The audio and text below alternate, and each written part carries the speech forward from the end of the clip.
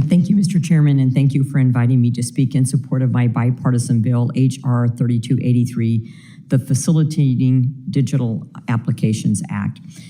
This bill requires the National Telecommunications and Information Administration to submit a report on the development of online portals for processing applications for communication use authorizations. As members from all over the country that represent rural districts understand, broadband deployment in rural areas is both expensive and time-consuming. Broadband providers face multiple regulatory hurdles, particularly when infrastructure build-out covers a portion of federal land.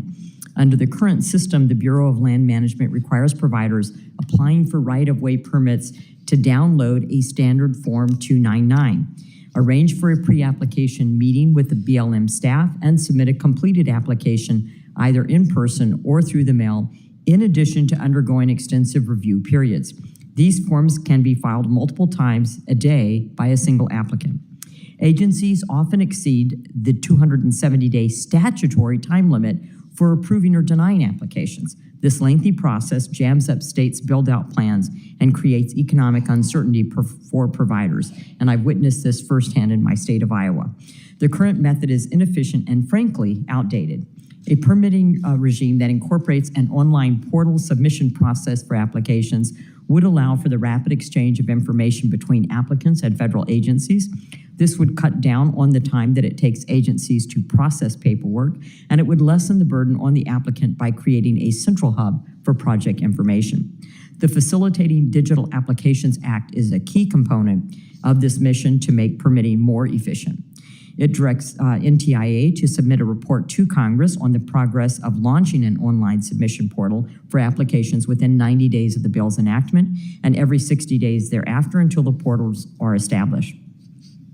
It is a complement to Representative Kamak's bill, which begins the process of delineating how online applications should be structured.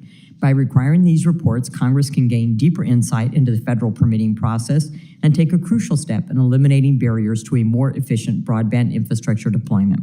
The need for this bill is evident. Many families and businesses across the country still lack access to broadband. As we look across our districts, we know that this service gap can result in negative impacts on Americans' health, education, and financial outcomes.